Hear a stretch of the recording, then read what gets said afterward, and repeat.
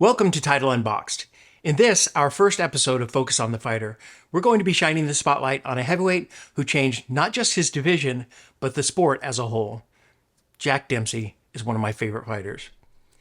Dempsey wasn't the biggest or best heavyweight of his era. He admittedly, in his autobiography, ducked a couple of fighters and lacked finesse. Yet in spite of that, he ushered in the new era, was the epitome of toughness, tenacity, and he changed the game. I'm not going to go through his whole history, but want to touch on a few interesting facts and review some milestones that set him apart. Dempsey's parents, Hiram and Celia, were originally from West Virginia, but heard the message of missionaries and joined in their trek across the country, out west, closer to Utah, where the Mormon population was migrating to. They ended up settling in Manassas, Colorado, which is where Jack Dempsey's nickname, the Manassas Mauler, came from. That is where the story starts, and kind of where fate starts to unfold. The Dempseys were a very poor family, but one fateful night, they were visited by a hobo asking for help. Celia, being very compassionate and kind-hearted, provided lodging, a warm meal, and a place by the fire for their visitor. In return, he offered for her to take anything from his backpack as payment. For whatever reason, she took a book, and it was the biography of John L. Sullivan. In a matter of hours, she read the book from cover to cover, and although Jack wasn't even born yet, she reportedly told her midwife, "I want my son to be a heavyweight champion too." I guess that's mother's intuition at work, right? After that, although the Dempsey brothers all tried their hands at prize fighting, it was Jack's older brother, Bernie, who ventured into the pros first and brought back what he learned to his younger brothers. Jack was the hungriest, though, and caught on faster. One of these tactics was chewing pine gum to toughen your jaw and to increase your ability to take punches. Jack employed this concept religiously, and that might be one explanation for his phenomenal ability to take a punch and for possessing a perfectly square jawline.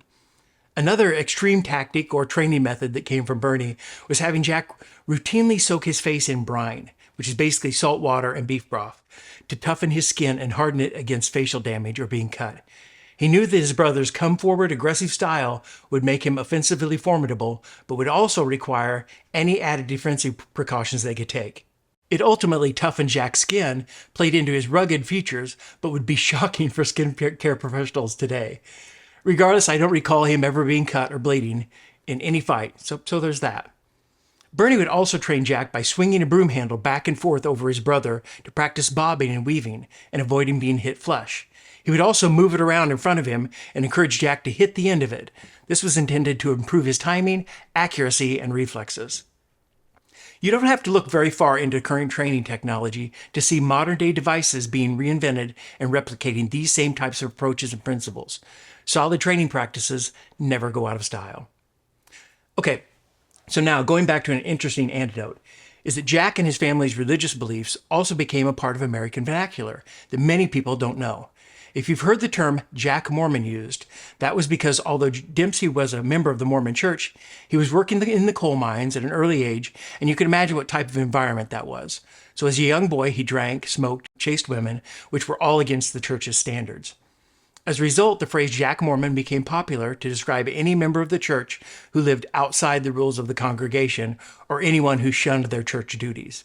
Now, going back to training methods, although Jack Dempsey's brothers taught him some of the early bobbing and weaving style he would become known for, the signature Dempsey crouch was actually perfected through circumstance. One of Jack's friends and sparring partners, Fred Woods, his dad owned a livery stable in town. The boys often met and trained in the shed out back of the stable. The shed just happened to have a 4-foot-high ceiling, so the fighters had to crouch down very low to move around. Of course, this helped develop tremendous back and leg strength. It also forced them to sit down more naturally on their punches. Taking that into account, anytime he would get out and into a normal sparring setting, Jack and his brothers began to notice the benefits of how he used his legs and lower body to generate power.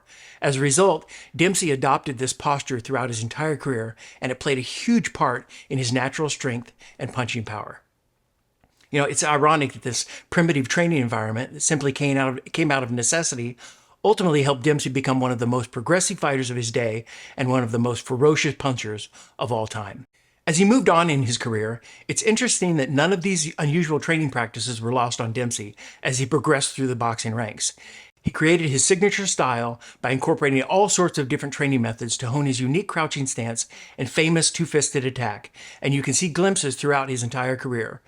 There are images of Dempsey incorporating a full-sized freestanding heavy bag that was shaped like an opponent, and also a bag hung with cords similar to a double M bag that was also shaped like a human torso. Because of where he came from, he understood the power of being resourceful, mimicking real-life situations, and being innovative. He clearly understood the concept of how you train is how you fight. Ultimately, Jack Dempsey made his first biggest impression when he secured a fight with the seemingly unbeatable Jess Willard. Willard was highly regarded due to his size and the fact that he was the giant who beat Jack Johnson. What made such a dramatic impression on the fans was that the much smaller heavyweight not only upset Willard, but they absolutely destroyed him. In spite of having a size advantage of 6 or 7 inches and more than 40 or 50 pound weight difference, Dempsey knocked the champion down 7 times in the first round. Willard suffered a broken cheekbone, 5 of his teeth were completely knocked out, he sustained 2 broken ribs, and even suffered some long-term hearing loss in what was a savage beating. On July 4th, 1919, Jack Dempsey won the heavyweight championship of the world in 3 short, brutal rounds, but more importantly, captured the attention of the American boxing public. The difference was that Dempsey was unlike any other fighter that boxing fans had seen before. Prior to the Manasseh Mauler coming onto the scene, spectators were used to watching most fighters compete in a more gentlemanly, reserved, or civilized fashion.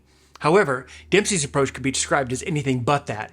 His downright nasty demeanor in the ring and take-no-prisoners philosophy took the sport to places it had never been before. His unique, action-packed style, this performance, and his subsequent defenses changed the game as we know it forever. It was this Dempsey that would go on to be a major influence on fighters after him, including boxing legend Sonny Liston and later Mike Tyson. Another I can't believe what I'm watching moment in the Dempsey story occurred in the last successful defense of his heavyweight title. Jack Dempsey met Louis Firpo at the New York Polo Grounds in a back-and-forth, unpredictable brawl that no one had expected to see. The 85,000 people in attendance watched Firpo get dropped 5 times, who then turned around and knocked Dempsey down, all within the first 2 minutes of the fight. Firpo visited the canvas 2 more times before battling back to knock Dempsey completely out of the ring. The Manasseh Mauler was clearly dazed and barely beat the count, but came back to win the closing seconds of the round. Enraged and out for revenge, Dempsey came out guns a-blazing for the second round and put Firpo down 2 more times to end the fight. Artist George Bellows was so inspired by that fight that night that he created the famous painting Dempsey and Firpo. It is one of my favorite boxing images for many reasons that I'll save for later. But on September 14th, 1923, boxing fans witnessed some of the wildest, most exciting 4 minutes in heavyweight history. And this particular bout also led into another history-making moment in Dempsey's career. A short time after the roller coaster ride with Firpo, after that bout, a new rule came into play. It was regarding knockdowns, and that a fallen fighter would have 10 seconds after his opponent moved to a neutral corner to get to his feet. Before then, a fighter was allowed to stand over his opponent, and as soon as his gloves left the canvas, he was able to engage again. The new rule was not yet mandatory in all bouts, but heading into the Tunney fight, the Dempsey camp asked for it to be put into use. Was that because of his knockdown drag-out brawl against Firpo? Did Dempsey think, based on that bout, that this new rule might help him? No one can go back and connect all the dots, but you have to wonder if this experience for Dempsey might have also cost him later against Gene Tunney in their 1927 rematch. The fight became known for the controversial long count, but it's really about the newly instated neutral corner rule. After dropping Tunney with a 7-punch combination, Dempsey tried to stay near his fallen opponent, which had been the traditional rule.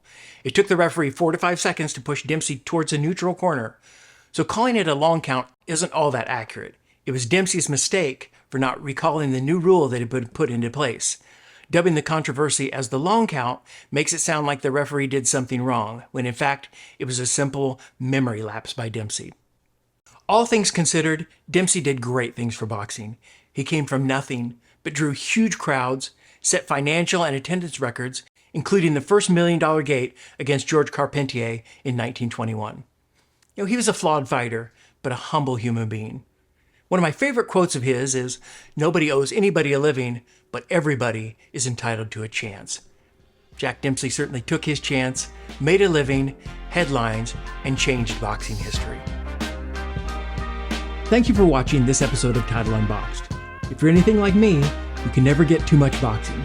So if you'd like to watch more episodes, you can find us on Spotify, Apple Podcasts, and on our Title Boxing YouTube page.